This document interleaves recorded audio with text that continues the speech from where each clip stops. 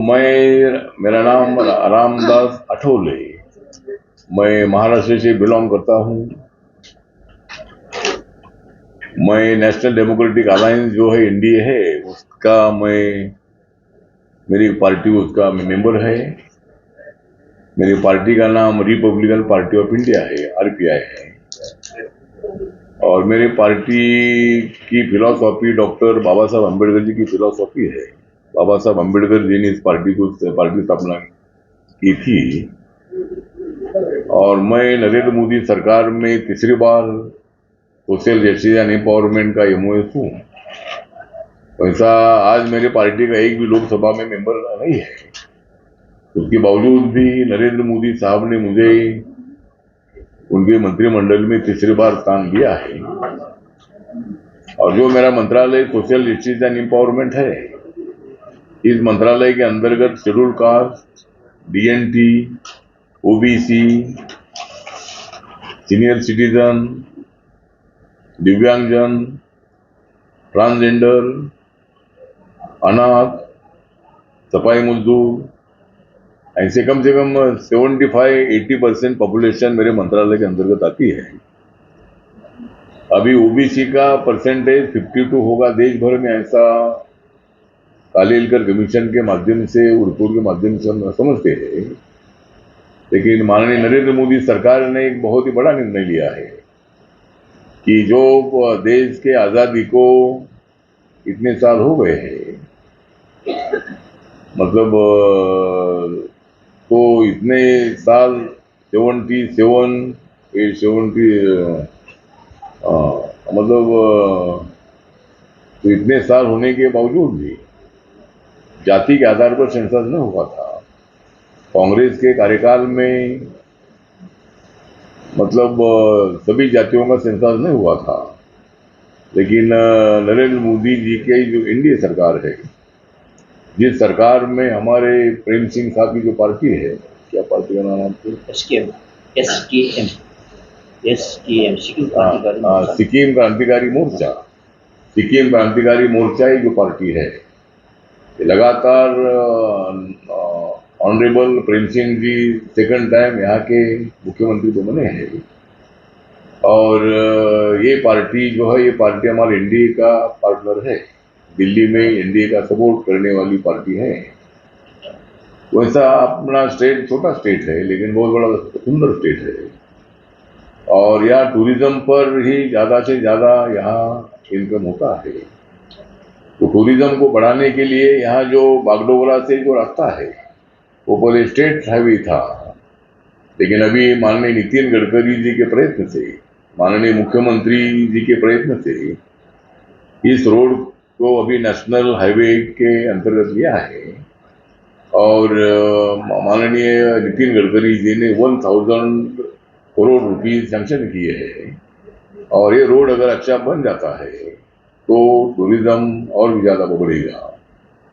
और यहाँ एयरपोर्ट का प्लान है एयरपोर्ट का में। हाँ, मतलब यहाँ स्टेट में एक एयरपोर्ट भी होना चाहिए। तो अगर एयरपोर्ट होता है तो अगर अभी बागडोगरा से आना पड़ता है, इसलिए डायरेक्ट अगर यहाँ एयरपोर्ट बनता है तो सिक्किम है, भूटान है, नेपाल है, चाइना है, इनके बॉर्डर पर जाता है सिक्किम। तो वहाँ के भी टूरिस्ट इधर आ सकते हैं। और इंडिया के अनेक देशों, अनेक राज्यों के टूरिस्ट भी इधर आ सकते हैं। हमारे महाराष्ट्र के टूरिस्ट बहुत ज़्यादा हर जगह पर जाते हैं। तो हम महाराष्ट्र के टूरिस्ट को भी ज़्यादा से ज़्यादा यहाँ लाने के लिए हम प्रयत्न करेंगे। और सिक्किम का उत्पादन बढ़ाने के लिए, सिक्किम के हर जनता को न्याय देने के लिए जरूर हम प्रयत्न करने वाले हैं। तो यह एयरपोर्ट भी अगर बनता है तो बहुत अच्छी बात है। और आज ऑनरेबल सीएम साहब को मैं मिलने वाला था, लेकिन वो अचानक दिल्ली जा रहे हैं। और सिक्किम को 50 साल पूरे हो रहे हैं। सिक्किम की राज्य की स्थापना होकर अभी 50 साल पूरे कब हो रहे हैं सर? अभी अच्छा, 16 में। हाँ, तो हाँ अभी 50 साल पूरे हो रहे हैं। और उस फंक्शन में honourable prime minister Narendra Modi साहब को निमंत्रण देने के लिए हमारे सीएम साहब दिल्ली जा रहे हैं। तो पीएम साहब अगर मोदी साहब यहाँ आते हैं तो आपकी जो भी समस्या है ये समस्या उनके सामने अगर आप रखते हैं तो मोदी साहब ने नॉर्थ ईस्ट के लिए अलग स्पेशल मंत्रालय बनाया है। नॉर्थ ईस्ट में जो 8 स्टेट आते हैं ना, 8 स्टेट आते हैं। तो ये छोटे छोटे स्टेट है लेकिन बहुत इम्पोर्टेंट स्टेट है और इसीलिए पूरा पहाड़ी इलाके से संबंधित ये पूरा इलाका आजाद आता है। इसीलिए मतलब ये स्टेट को economical, social justice, educational justice मिलना चाहिए। विकास की दिशा से उनको ज्यादा आगे बढ़ाना चाहिए। इसके लिए हर मंत्री को मोदी साहब ने आदेश दिए हैं कि हर मंत्री ने हर स्टेट में जाना चाहिए और वहाँ की समस्या सुनकर उन्होंने अपने अपने मंत्रालय के माध्यम से उनको मदद करनी चाहिए। तो मेरा मंत्रालय जो दिव्यांग जन का मंत्रालय इम्पोर्टेंट आता है, तो दिव्यांग जनों की मतलब यहाँ जो दिव्यांग जन जो है, अभी मेरे पास आंकड़े हैं कि नरेंद्र मोदी साहब ने जब 2014 में वो प्रधानमंत्री बने तब वहाँ जो प्रधानमंत्री जनधन योजना शुरू हुई थी और अभी तक पूरे देश भर में 55 करोड़ 22,06,000 इतने अकाउंट खुले हैं और सिक्किम के आंकड़े मेरे पास है 95,000 इतने अकाउंट बैंक में खुले हैं। जिन लोगों ने कभी बैंक का डोर नहीं देखा था ऐसे लोगों ने बैंक में अपने अकाउंट खोले हैं। जो प्रधानमंत्री मुद्रा योजना है 50,000 से लेकर 10 लाख तक पैसा पहले मिलता था विदाउट गारंटी और अभी 20 लाख दायरा उसका बढ़ाया है। तो पूरे देश भर में अभी तक 52 करोड़ 52 लाख 52 लाख इतने लोगों को लोन मिला है मुद्रा योजना का। और मेरे पास आंकड़े हैं अभी यहाँ के 1,71,000 इतने बेनिफिशरीज को सिक्किम में उसका फायदा हुआ है। और प्रधानमंत्री उज्ज्वला योजना एक है गैस सिलेंडर की, वहाँ अभी तक कम से कम 10 करोड़ 33 लाख इतने गैस कनेक्शन पूरे देश भर में अलॉट हुए हैं और सिक्किम में 19,900 इतने अकाउंट इतने गैस सिलेंडर मिले हैं। और एक बात बहुत अच्छी है कि प्रधानमंत्री आवास योजना जो है तो इस आवास योजना के बजाय राज्य सरकार ने बहुत अच्छी योजना बनाई है, सिक्किम हाउसिंग स्कीम जो है, सिक्किम गरीब आवास योजना, सिक्किम गरीब आवास योजना। और उनके लिए पूरे देश भर में ऐसी स्कीम नहीं है। मैं सिक्किम गवर्नमेंट का आभार व्यक्त करता हूँ। उन्होंने अपना जो बजट 15,000 करोड़ का है उस 15,000 करोड़ के बजट में जो कच्चे मकान में लोग रहते हैं ऐसे लोगों को रूरल एरिया में 17 लाख 70 लाख रुपए देते हैं और शहर में 21 लाख रुपए देते हैं। तो एक बहुत अच्छी योजना है। मतलब सेम है साहब, 21 लाख की गाँव और शहर दोनों में 21 लाख देते हैं। हाँ, तो आखिर गाँव या मतलब शहर में 21 लाख रुपीज ही देते हैं और 20 लाख रुपीज में अच्छा मकान यहाँ पर बनता है। तो हर आदमी को अच्छे मकान में रहने का आनंद मिलता है। तो एक बहुत अच्छा काम यहाँ हो रहा है। और यहाँ गरीबी रेखा के नीचे की संख्या बहुत कम है और यहाँ मतलब मैक्सिमम सभी लोगों का डेवलपमेंट के लिए कोशिश हो रही है। तो टूरिज्म बढ़ाने के लिए यहाँ कोशिश होनी चाहिए।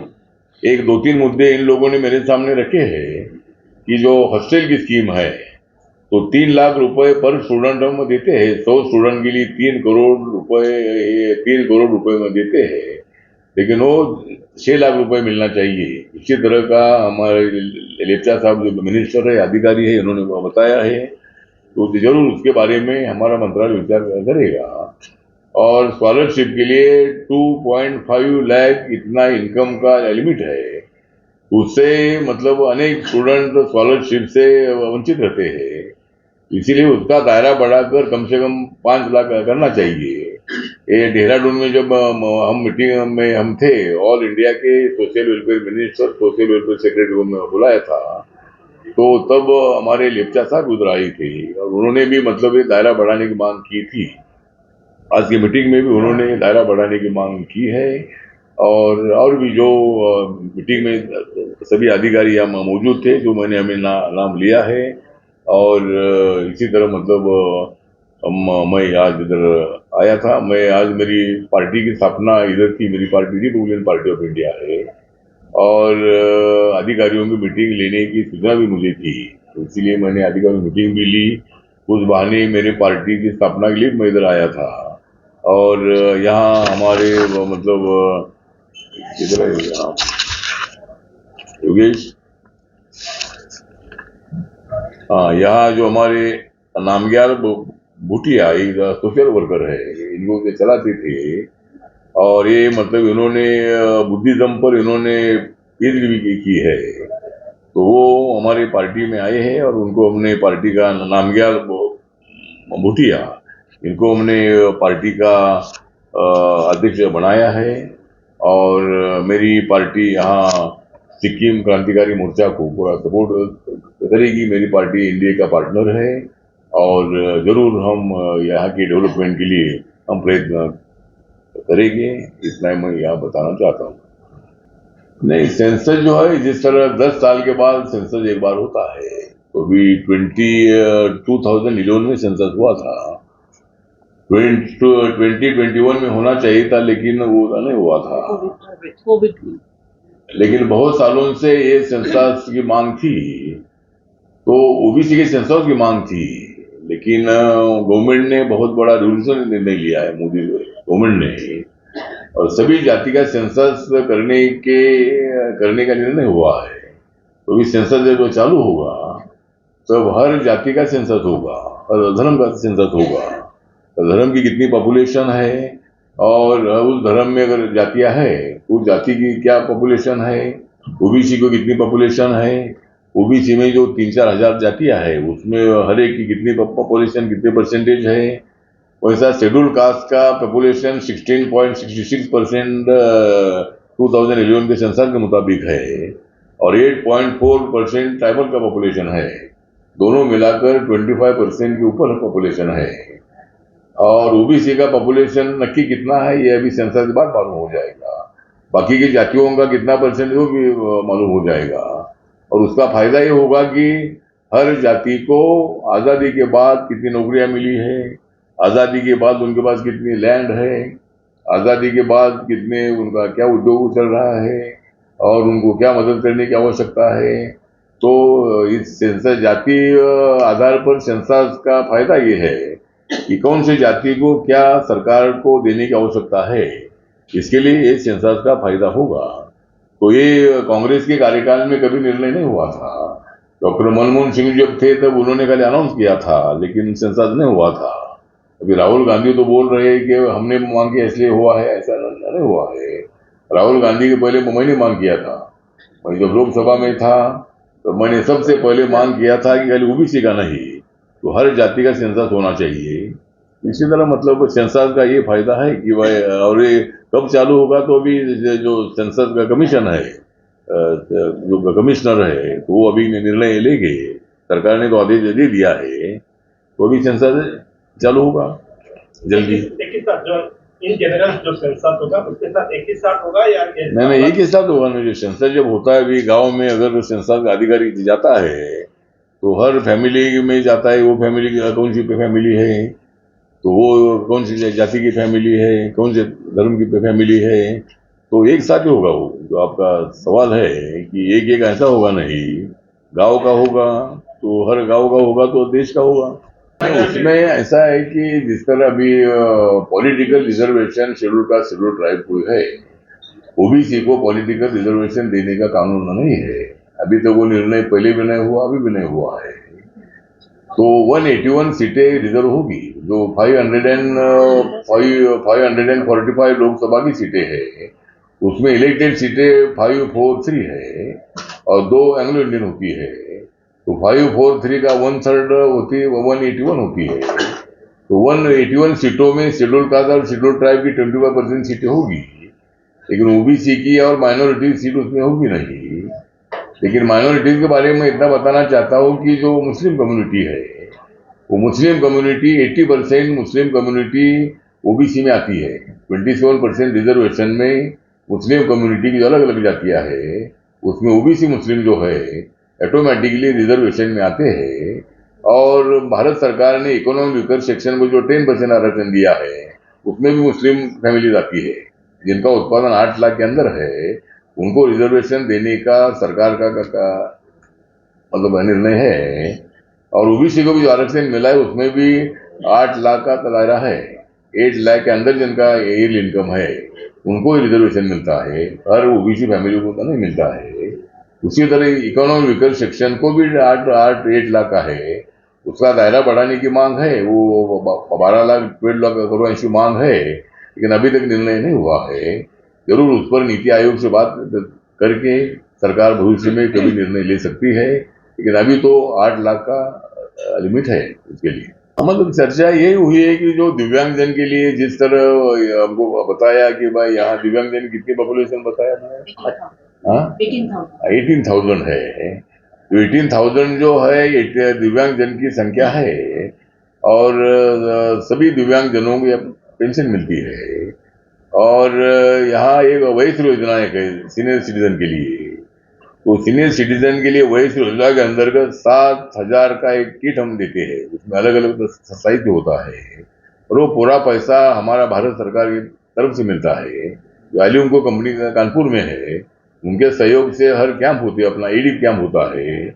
और ईडीप कैंप के लिए जो कान की मशीन है, व्हील चेयर है, या कंप्यूटर है, या मोबाइल है ऑफलाइन के लिए, या स्टिक है, मतलब जो अलग अलग साहित्य लगता है, तो ट्रीज साइकिल है, तो ऐसा पूरा साहित्य हम बांटते हैं। इसके लिए ईडीप कैंप होता है। इसी तरह जो सभी अधिकारियों ने अपनी अपनी जानकारी हमको दी है, और मिनिस्टर साहब ने भी मतलब अच्छे से सुझाव दिए हैं। जरूर जो सुझाव उन्होंने दिए, जो पेंडिंग केसेस है, उसके लिए हम जरूर प्रयत्न करने वाले हैं। हमारे मंत्रालय की इंटरकास्ट मैरिज की एक स्कीम है, उसमें 2.5 लाख रुपए हम डॉक्टर अम्बेडकर फाउंडेशन की तरफ से देते हैं। लेकिन अपनी स्कीम खाली 60,000 की है, स्टेट की स्कीम 60,000 की है। उसमें 30,000 रुपीज स्टेट के मिलते हैं, 30,000 सेंटर के मिलते हैं। लेकिन हमारा डॉक्टर अम्बेडकर फाउंडेशन के पास अगर एप्लीकेशन आता है, तो हम 2,50,000 रुपये देते हैं। और हमारे आंकड़े ऐसे है कि कम से कम 2 लाख से ज्यादा इंटरकास्ट मैरिज हर साल होते हैं। मतलब समाज बहुत नजदीक आ रहा है। लड़के लड़कियां जहाँ कॉलेज पढ़ते हैं, या जहाँ नौकरी करते हैं, जहाँ उनकी मुलाकात होती है, तो जाति के बाहर जाकर भी मतलब वो शादी करते हैं। लेकिन मैं सिक्किम का आभार करता हूँ कि सिक्किम में एट्रोसिटी केसेस की बिल्कुल नहीं है। मतलब जब से सिक्किम स्थापित हुआ है, तब से खाली 2 केसेस है। 2 केसेस यहाँ एट्रोसिटी एक्ट की हुई है। बाकी के राज्यों में तो केसेस होती है, लेकिन सिक्किम राज्य को अवार्ड देना चाहिए कि भाई एट्रोसिटी केसेस सबसे कम जिस राज्य में है वो सिक्किम राज्य है। तो सभी अधिकारियों ने अपने अपने प्रस्ताव हमारे पास रखे, प्रेजेंटेशन भी दिया है। और जो पेंडिंग इश्यू है, उन लोगों ने बोला है कि हमारे पास भेज दीजिए, उसको हम इम्प्लीमेंट करेंगे।